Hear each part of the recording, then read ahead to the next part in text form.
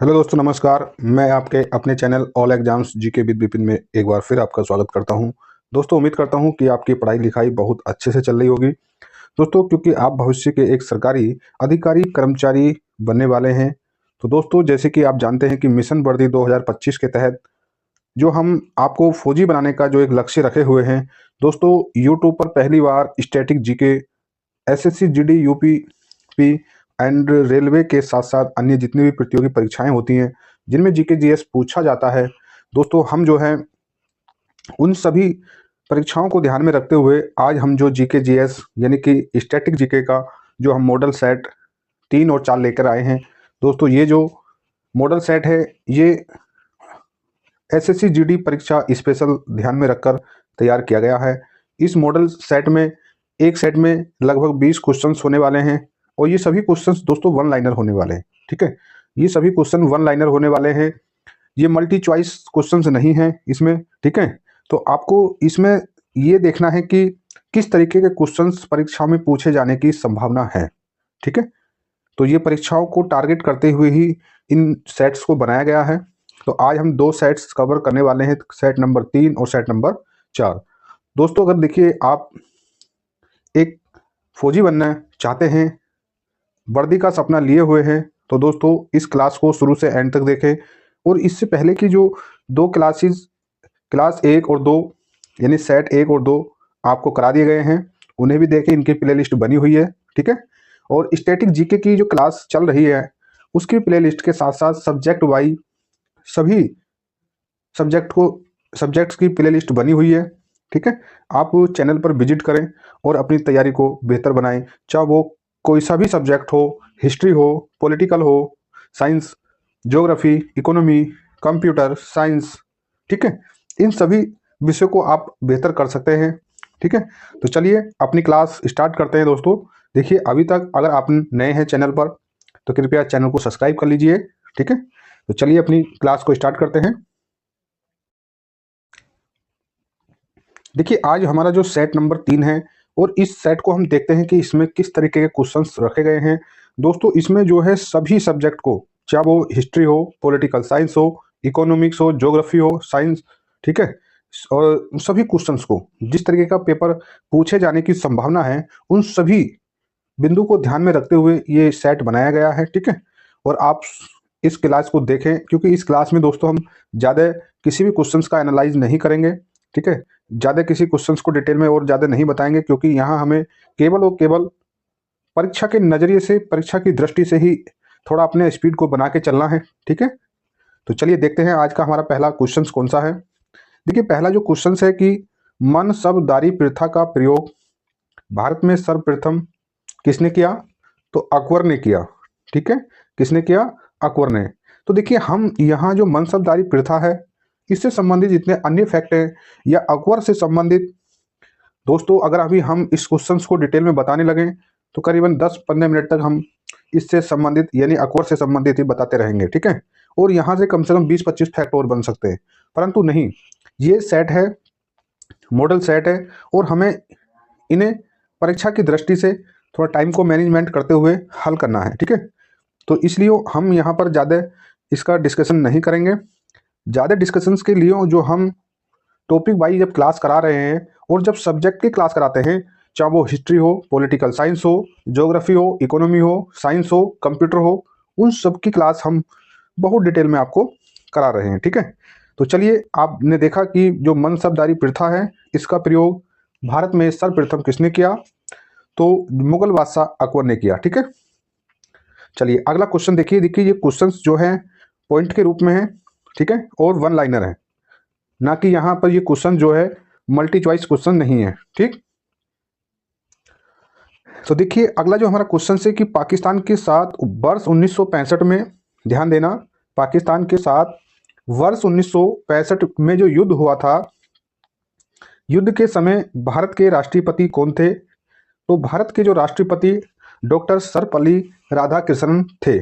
ठीक है, क्योंकि आप जानते हैं कि भारत के प्रथम राष्ट्रपति डॉक्टर राजेंद्र प्रसाद जी थे और भारत के प्रथम उपराष्ट्रपति डॉक्टर सर्वपल्ली राधाकृष्णन थे। ठीक है, और राजेंद्र प्रसाद जी के बाद भारत के जो उपराष्ट्रपति जो थे डॉक्टर सर्वपल्ली राधाकृष्णन, उसके बाद उन्हें ही राष्ट्रपति बनाया गया। ठीक है, चलिए आगे देखिए।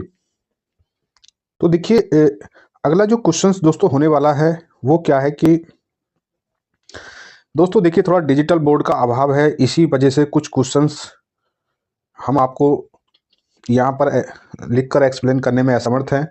अपना प्यार और सपोर्ट बनाइए दोस्तों, वो दिन भी दूर नहीं होगा जब हम आपके सामने बिल्कुल लाइव होंगे। ठीक है, तो देखिए अपने फ़ोन को थोड़ा क्या आप अपने फ़ोन को लैंडस्केप मोड में कर लीजिए, थोड़ा वीडियो की स्पीड को फास्ट कर लीजिए ताकि कम समय में ज़्यादा से ज़्यादा यहाँ क्वेश्चंस और सेट आपके हल हो सकें। ठीक है, चलिए देखिए अगला क्वेश्चंस क्या है दोस्तों कि विधवा गृह की स्थापना किसने की? तो वो उनका नाम था प्रोफेसर डी.के. कर्वे। ठीक है, प्रोफेसर डी.के. कर्वे ने विधवा गृह की स्थापना की। ठीक, चलिए अगला क्वेश्चन देखिए। केरल राज्य समुद्री उत्पादकों का सबसे बड़ा उत्पादक। ठीक है, आप जैसे देखते हैं कि जो केरल राज्य पहली उसकी जो प्राथमिक उपयोगिता या उसकी विशेषता कहेंगे, उसकी विशेषता है कि भारत में अगर सबसे ज़्यादा कहीं साक्षरता पाई जाती है, चाहे वो स्त्री की हो या पुरुष, यानी ऑल ओवर जो साक्षरता भारत में सबसे अधिक केरल राज्य की सबसे, और वहाँ पर मलयालम भाषा बोली जाती है। ठीक, केरल को मसालों की रानी भी कहा जाता है। तो इसके बारे में दोस्तों बहुत बहुत सारे फैक्ट हैं, विशेषताएं हैं, हम ज़्यादा यहाँ डिटेल में नहीं जाने वाले, परंतु बस आप इतना समझिए कि जो केरल राज्य है वो समुद्री उत्पादों यानी कि वहाँ उत्पादन में समुद्री जितने भी प्रोडक्ट होते हैं या समुद्री जितनी भी उत्पाद होते हैं उनके उत्पादन में सबसे बड़ा है। ठीक है, चलिए आपको इतना ध्यान देना है। ठीक है, और आगे देखिए दोस्तों वेरी वेरी इंपॉर्टेंट यानी 5 स्टार सदाबहार क्वेश्चन है, कई बार परीक्षा में पूछा गया है। देखिए इन सभी क्वेश्चंस को आपकी परीक्षा को ध्यान में रखते हुए और प्रीवियस क्वेश्चंस को देखते हुए ही इसमें क्वेश्चंस को सेलेक्ट किया गया है। ठीक है, चलिए इस क्वेश्चंस को देखिए। देखिए ये क्या है कि 36वां संविधान संशोधन। पहली बात तो आपको ये ध्यान देना है कि संविधान का संशोधन का क्रम कौन सा है, वो क्रम है 36वां संविधान संशोधन। ठीक है, अब जो 36वां संविधान संशोधन वो कौन से वर्ष में हुआ? 1975 में। अच्छा, जब ये संविधान संशोधन 75 में हुआ तो ये रिलेट किससे था, संबंधित किससे था? तो भारत का जनसंख्या का सबसे छोटा राज्य, ध्यान देना, भारत का जनसंख्या का सबसे छोटा राज्य, सबसे बड़ा तो आप जानते हैं कि उत्तर प्रदेश है जनसंख्या में, और सबसे छोटा सिक्किम है। ठीक है, और सिक्किम राज्य का गठन हुआ था। और जब सिक्किम राज्य का गठन हुआ तो सिक्किम कौन सा राज्य था नंबर में? तो वो 22वां राज्य बना। ठीक, अब हमने आपको इसे डिटेल में बता दिया। अब हम आपको बताते हैं कि 36वां संविधान संशोधन वर्ष 1975 में हुआ, उसके द्वारा सिक्किम राज्य बना जो भारत का 22वें नंबर का राज्य था। वेरी वेरी इंपॉर्टेंट क्वेश्चन था, और देखिए ये क्वेश्चन भी अपने आप में बहुत महत्वपूर्ण भूमिका अदा करेगा। जिस भी परीक्षा में आया या हमने इसे गैस करा है, हो सकता है ये आपकी परीक्षा में आ जाए। तो दोस्तों आपको ध्यान देना है, सभी बच्चे जानते हैं कि जब द्वितीय विश्व युद्ध हुआ था, उस विश्व युद्ध में जो मित्र राष्ट्र और ध्रुवी राष्ट्र, दो समुदाय यानी दो ग्रुप आपस में लड़ रहे थे। ठीक है, तो मित्र राष्ट्र की तरफ से कौन कौन से देश थे और ध्रुवी राष्ट्र की तरफ से कौन कौन से देश थे? देखिए इसके बारे में एक्स्ट्रा जानकारी के लिए तो आपको जो हमारी टॉपिक वाइज क्लासेस और सब्जेक्टिव क्लास में जाना पड़ेगा। हम आपको यहाँ बस सिर्फ इतना बताना चाहते हैं कि जब जापान के शहर हिरोशिमा पर 6 अगस्त 1945 को परमाणु बम से हमला किया गया था, यानी परमाणु बम गिराया गया था, तो वो आदेश किसने दिया था? तो उस समय अमेरिका के राष्ट्रपति हैरी ट्रूमैन ने दिया था। किसने दिया था? वो आदेश हैरी ट्रूमैन ने दिया था। ठीक है, चलिए अगला क्वेश्चन देखिए। अगला क्वेश्चन दोस्तों क्या है कि जो गुलाम वंश था, ठीक है, गुलाम वंश का संस्थापक कौन था? तो देखिए गुलाम वंश का संस्थापक कुतुबुद्दीन ऐबक था, जो मोहम्मद गोरी का गुलाम था। ठीक है, जो मोहम्मद गोरी का गुलाम था, इसने ही गुलाम वंश की स्थापना की, और इसने अपनी राजधानी को कहाँ बनाया? ठीक है, तो कुतुबुद्दीन ने अपनी राजधानी कहाँ बनाया, इसके आप कमेंट करके बताएं। ठीक है, चलिए। अच्छा, इसे इसका जो उत्तराधिकारी कौन था, ठीक है, इसे भी आप कमेंट करके बताना है। ठीक है, चलिए। देखिए जो राग भैरवी है, ठीक है, राग भैरवी का जो गायन कब किया जाता है, तो इसका जो गायन है वो सुबह में सर्वाधिक उपयुक्त माना जाता है। सब हमने अपनी क्लास में करा रखे हैं ये। देखिए इस क्वेश्चंस को भी देखिए कि अंतरराष्ट्रीय हॉकी मैच जो खेलने का जो सामान्य समय होता है एक पारी का, वो कितना होता है दोस्तों, तो वो 17 मिनट का होता है। ठीक है, चलिए आगे देखिए। देखिए अगला जो हमारा क्वेश्चंस होने वाला है कि परम शून्य ताप क्या होता है। परम शून्य ताप क्या होता है, तो परम शून्य ताप का जो मान है वो -273.15 डिग्री सेल्सियस होता है। इसका मतलब है कि कोई भी इससे नीचे टेम्परेचर कोई नहीं होता। ठीक है, परम शून्य ताप वह तापमान होता है जिसमें सभी गैस शून्य आयतन घेरती हैं। ठीक है, परम शून्य तापमान वह तापमान होता है जिस पर सभी गैसें शून्य आयतन घेरती हैं। ठीक, चलिए आगे देखिए। देखिए हड़प्पा कालीन स्थल, हड़प्पा कालीन स्थल, जब हड़प्पा कालीन की सभ्यता थी उस समय का जो स्थल धोलावीरा, ध्यान देना यहाँ धोलावीरा कहाँ पर है, गुजरात में। देखिए आप इसका यहाँ इतना एनालाइज, इतना मूल्यांकन ना करें कि यहाँ जैसे हड़प्पा स्थल की बात करते हैं कि हड़प्पा स्थल से यहाँ और जानकारियाँ क्यों नहीं दी जा रही। दोस्तों यहाँ पर ज़्यादा जानकारी नहीं देनी है, ज़्यादा डिटेल में बताएंगे तो इसे मॉडल सेट का कोई मतलब नहीं रह जाएगा। ठीक है, हमें इसे परीक्षा की दृष्टि से भी हल करते हुए चलना है। ठीक, चलिए। देखिए अगला जो क्वेश्चन से वो क्वेश्चन से कि जो जौनपुर शहर है उत्तर प्रदेश में, जो उत्तर प्रदेश के पूर्वांचल में जो जौनपुर शहर है उसे किसने बसाया और किसकी याद में बसाया गया। ठीक है, तो उसे शहर को फिरोज शाह तुगलक ने बसाया। ठीक, और अपने भाई जोना खां की याद में बसाया गया। ठीक है, अपने भाई जोना खां की याद में बसाया गया। तो दोस्तों आज जो सेट नंबर 3 का ही लास्ट क्वेश्चन था। चलिए अब हम देखते हैं सेट नंबर 4। ठीक, देखिए अब हम देखने वाले हैं सेट नंबर 4, और सेट नंबर जो 4 का हमारा पहला क्वेश्चन क्या है कि मानव शरीर का सर्वाधिक जो कोलेस्ट्रॉल बनाने का वह स्थान कौन सा है। यानी मानव शरीर में जो कोलेस्ट्रॉल बनता है वो कौन से स्थान पर बनता है, वो स्थान कहाँ पर है, तो मानव शरीर का सर्वाधिक कोलेस्ट्रॉल बनाने वाला जो स्थान है वो है लीवर, यकृत। अच्छे जो कोलेस्ट्रॉल होता है इसके बढ़ने से मनुष्य के शरीर पर क्या प्रभाव पड़ता है, तो दोस्तों हम आपको बताना चाहेंगे कि इसके बढ़ने से मनुष्य में हृदयघात होने की संभावना बहुत ज़्यादा हो जाती है। ठीक है, चलिए अगला क्वेश्चन देखिए कि इंदिरा गांधी के समय, ठीक है, इंदिरा गांधी के समय भारतीय राष्ट्रीय कांग्रेस सर्वप्रथम 1969 में विभाजित हुआ था। ठीक है, चलिए आगे देखिए। देखिए अगला जो हमारा क्वेश्चन होने वाला है वो क्वेश्चन क्या है कि आर्य जो है, आर्य को भारत में कहाँ से आए थे, जो आर्य लोग थे वो भारत में कहाँ से आए, मध्य एशिया से आए थे। ठीक है, कॉमन क्वेश्चन से कई बार परीक्षाओं में पूछा गया है। चलिए आगे देखिए। क्रायोजेनेटिक इंजन का प्रयोग कहाँ पर होता है, ये भी कई बार परीक्षाओं में पूछा गया है।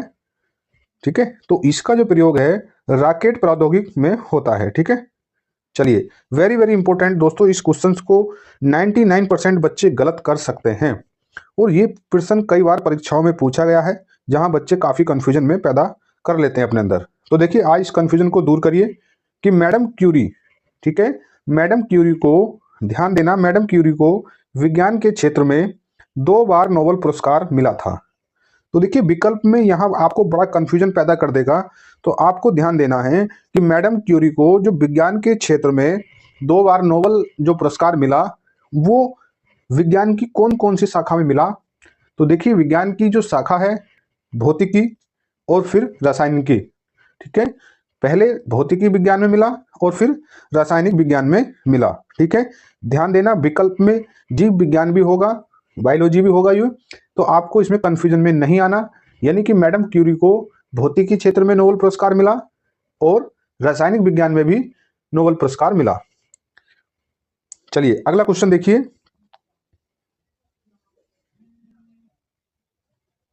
ठीक है, तो दोस्तों आपको ध्यान देना है। देखिए देखिए नेक्स्ट क्वेश्चन देखिए, नेक्स्ट क्वेश्चन क्या है कि बेल्जियम को कॉकपिट ऑफ यूरोप के नाम से भी जाना जाता है। ठीक है, बेल्जियम को कॉकपिट ऑफ यूरोप के नाम से भी जाना जाता है। ठीक है, चलिए आगे देखिए दोस्तों, आगे जो तो देखिए ये जो क्वेश्चन है दोस्तों, इस क्वेश्चन को देखिए कि प्याज में भोजन का संचय कहाँ होता है। तो प्याज में भोजन का संचय सेलुलोज के रूप में होता है। ठीक है, चलिए अगला क्वेश्चन देखिए कि हिटले कमीशन का संबंध किससे है। ध्यान देना, कई बार पूछा भी गया है कि हिटले कमीशन का संबंध श्रम से है। ठीक है, देखिए अगला जो क्वेश्चन है ये भी काफी कॉमन क्वेश्चन से कई बार पूछा गया है कि विजयनगर साम्राज्य के जो अवशेष हैं वो किस नदी के किनारे हैं। तो तुंगभद्रा नदी के किनारे पर स्थित है। किसके, जो विजयनगर साम्राज्य था, जब हमने आपको पहले बताया था कि इस जो विजयनगर साम्राज्य की स्थापना हरिहर और बुक्का दो भाइयों ने की थी। ठीक है, लगभग 1336 में। तो उसी साम्राज्य के जो अवशेष हैं तो वो किस नदी के किनारे पर स्थित है। तो तुंगभद्रा नदी के किनारे पर स्थित है। ठीक है, चलिए आगे देखिए अगला जो क्वेश्चन होने वाला है दोस्तों, ये जो क्वेश्चन है कि गांधी जी ने जिन्ना को क्या कहा था। ठीक है, गांधी जी ने जो जिन्ना था, जिन्ना को एक उपाधि दी थी, उस उपाधि का नाम था कायदे आजम। ठीक है, गांधी, देखिए दोस्तों अब देखिए इस क्वेश्चन को देखिए, ये क्वेश्चंस भी अपने आप में काफी इंपॉर्टेंट क्वेश्चंस है। ठीक है, अब क्वेश्चंस क्या है कि जो हम्पी है, हम्पी कहाँ पर है। तो हम्पी दोस्तों जो बेलारी कर्नाटक में अवस्थित है। ठीक है, चलिए अगला क्वेश्चन देखिए कि ध्वनि के विरुद्ध किया गया कार्य कितना होता है। जो साउंड होती है उस साउंड के जो विपरीत किया गया कार्य या विरुद्ध किया गया कार्य शून्य होता है। ठीक है, चलिए अगला क्वेश्चन देखिए कि जो पंचायतें होती हैं, ठीक है, कौन पंचायतें होती हैं। ठीक है, देखिए पंचायतें जो होती हैं जैसे कि ग्राम पंचायत, क्षेत्र पंचायत, जिला पंचायत, तो दोस्तों इनमें जो चुनाव होते हैं 5 वर्ष में होते हैं। ठीक है, ठीक है, और देखिए ये वेरी वेरी इंपॉर्टेंट क्वेश्चन है। कितना इंपॉर्टेंट क्वेश्चन है दोस्तों, हम इसे तुलना नहीं कर सकते। ये काफी बार पूछा गया है परीक्षा में। जैसे कि आप जानते हैं कि हमारे वेद कितने हैं, 4 वेद, ऋग्वेद, सामवेद, यजुर्वेद, अथर्ववेद। सबसे प्राचीन वेद जो है ऋग्वेद है। ठीक है, इस ऋग्वेद में कितने मंडल हैं, 10 मंडल हैं। ठीक है, चलिए अगला जो क्वेश्चन है दोस्तों, वो क्वेश्चन है कि हाथी गुम्फा, हाथी गुम्फा कहाँ पर है। तो उड़ीसा राज्य में है। ठीक, चलिए अगला जो क्वेश्चन होने वाला है वो भी काफी इंपॉर्टेंट क्वेश्चन होने वाला है। तो ये जो क्वेश्चन है कि खेल दिवस कब मनाया जाता है। तो देखिए खेल दिवस जो है 29 अगस्त को मनाया जाता है। अच्छा, ये किसकी याद में मनाया जाता है। तो जिन्हें हॉकी के जादूगर मेजर ध्यानचंद जी के जन्म दिवस पर खेल दिवस के रूप में मनाया जाता है। ठीक है, तो 29 अगस्त को खेल दिवस मनाया जाता है, आपको इसे ध्यान रखना है, कई बार परीक्षा में पूछा गया। ठीक है, चलिए आगे देखिए कि प्रोटीन की कमी से कौन सी बीमारी हो जाती है। तो जो प्रोटीन की कमी से क्यूवासीओकर बीमारी हो जाती है। ठीक है, क्यूवासीओकर बीमारी हो जाती है। ठीक, चलिए आगे देखिए अगला जो क्वेश्चन है कि लाइमरटोन, ठीक है, लाइम स्टोन है, ये लाइम स्टोन है, ये से बना हुआ है। ठीक है, तो लाइम स्टोन का कार्यान्वित रूप कौन सा है। ठीक है, जो लाइम स्टोन का जो कार्यान्वित रूप कौन सा है, संगमरमर। ठीक, अब देखिए ये आज का जो सेट है नंबर 4, इसका जो लास्ट क्वेश्चन है वो है कि हर्यक वंश का अंतिम शासक कौन था। हर्यक वंश का अंतिम शासक कौन था, ये इसका आंसर आपको कमेंट बॉक्स में देना है दोस्तों। ठीक है, आपको इसका जो आंसर है कमेंट बॉक्स में देना है दोस्तों। जो भी इसका आंसर कमेंट बॉक्स में सबसे पहले देगा, अगली क्लास में हम उसके नाम का अनाउंस करेंगे। ठीक, तो चलिए दोस्तों देखते हैं कि कौन हमारी क्लास को एंड तक देखता है और कौन बेहतर तैयारी में है। तो इस क्वेश्चन का जो आंसर यानी कि हर्यक वंश का अंतिम शासक कौन था, इसका आंसर जो भी विद्यार्थी, जो भी हमारे साथी पढ़ने वाले हैं, अच्छी तैयारी वाले हैं, वो इसका आंसर कमेंट बॉक्स में देंगे और अगली क्लास में हम उनके नाम का अनाउंस अपने इस चैनल के माध्यम से और अपनी अगली क्लास के माध्यम से करने वाले हैं। दोस्तों आपको क्लास कैसी लगी एक कमेंट करके जरूर बताएंगे।